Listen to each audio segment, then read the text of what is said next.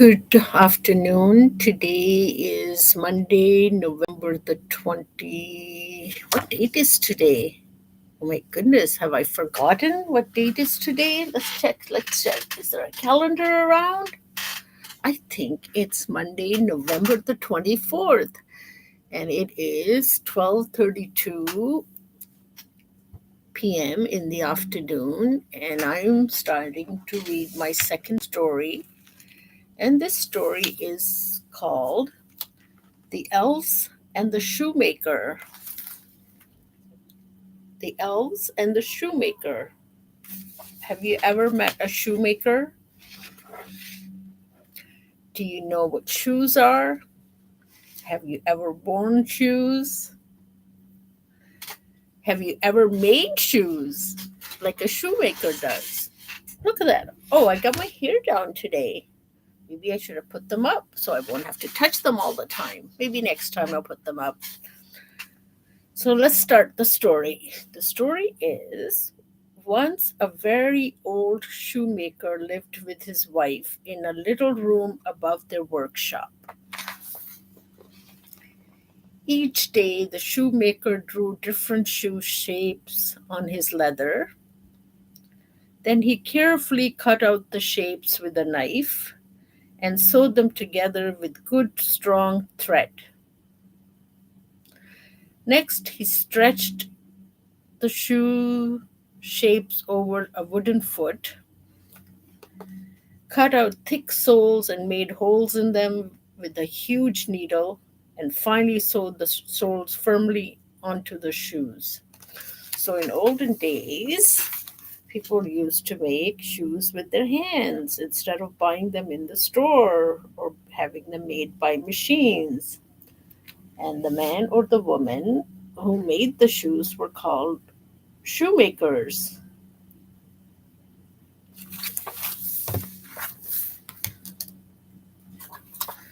People loved watching the shoemaker at work.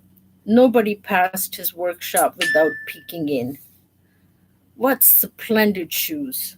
At the end of the day, there were always a crowd of people waiting to buy his latest shoes.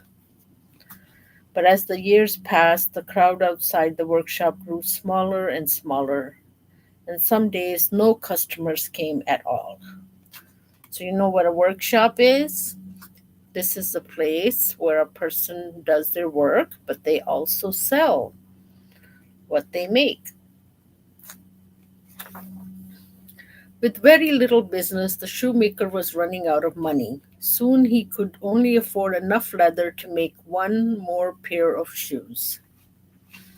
He cut out the shoe shapes and laid them on his work table. Then he yawned. I'm too tired to sew these today, he sighed. And then he went to sleep. Early the next morning, he went downstairs and stopped in amazement. Am I dreaming? He asked himself. There on his table stood a perfect pair of shoes. Someone had neatly sewn up the leather. What's more, they had sewn shiny golden buckles on the front. The shoemaker was baffled. You know what the word baffled means? Baffled means puzzled, confused, because the shoemaker was so tired to make the shoes, so he had gone to bed without making them. And now in the morning he come down to his shop and he find a beautiful pair of shoes made. He placed the shoes in his window. Before long a gentleman came. These shoes are divine, he cried. They sparkle and shine and they fit like a glove. And he paid for the shoes with a gold coin. So the shoemaker got a customer who paid him with a gold coin. Now the shoemaker could afford to make two pair of shoes. As he cut them out, he yawned. I'll finish them tomorrow, he thought. But by morning, two neat pairs of shoes were waiting for him, fancy bows and all. So, you want to see the fancy shoes? Here are the fancy shoes. Oh, can you see them clearly? Let me try to book the whole straight. One is a woman's pair, with little bow ties on it. And I think the other is a ladies' pair too with high heels on, but men can used to wear high heels on those days too.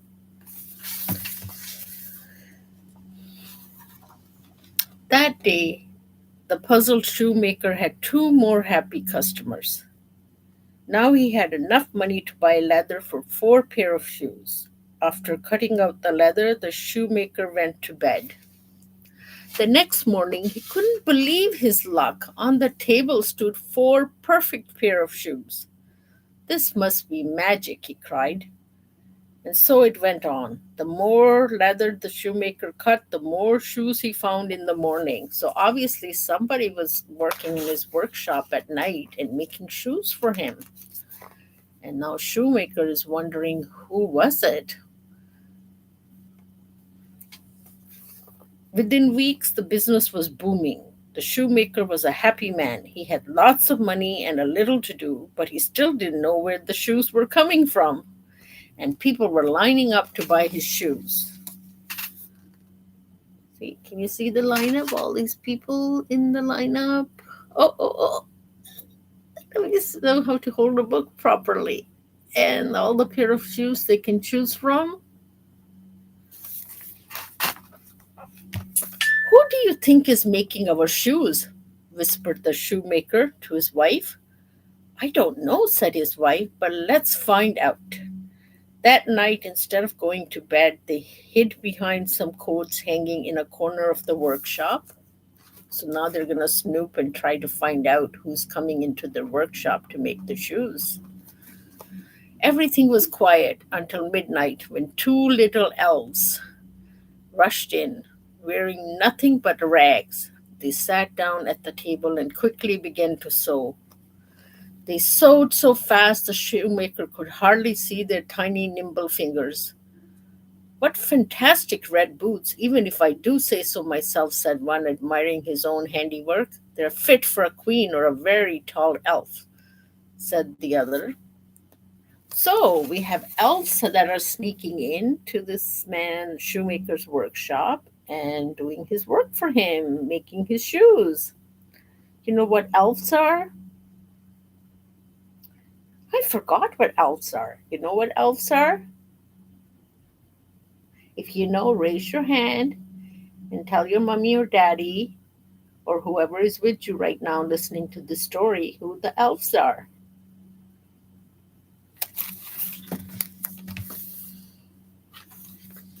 Hurry up, or we'll be spotted, said the first elf. I'm almost done, the second replied. Then they polished the boots until they shone and left them on the workshop table.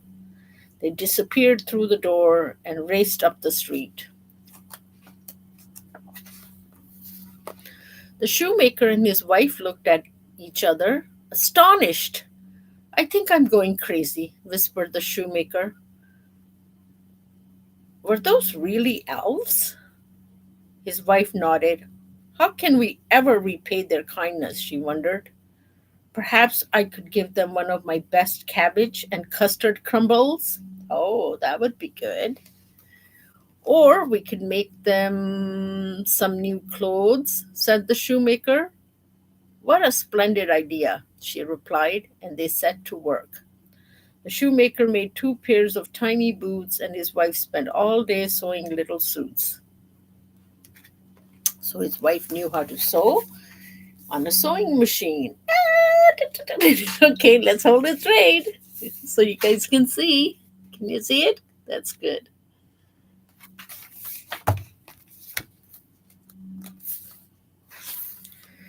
That night, instead of leaving leather on the table, the shoemaker left two piles of clothes. Then he and his wife hid behind the coats again and waited for the elves. The elves were delighted with their new outfits. They scrambled into them and danced and skipped all around the room. I have never worn shoes before. Wow, my very own shirt. Have you ever made tiny clothing for your dolls or for your pets with a sewing machine or with just a thread and needle? Or have you ever bought them from a store? How handsome we look, they cried. We are far too grand to work now. Come on, said the first elf. Let's show our friends how fine we look. The elf skipped merrily out of the door. The shoemaker and his wife happily watched them dance up the street. The shoemaker might have lost his magic helpers, but now he had plenty of customers and wonderful ideas for shoes. And as for the elves, they never sewed another shoe. So this was today's story. So how do you guys like it? Or gals? So these magic shoemaking elves disappeared once they got a new pair of tiny little shoes and new clothing from the shoemaker and his wife as a thank you. So this is it. This is today's story, and I will see you guys next time, next week. Bye now.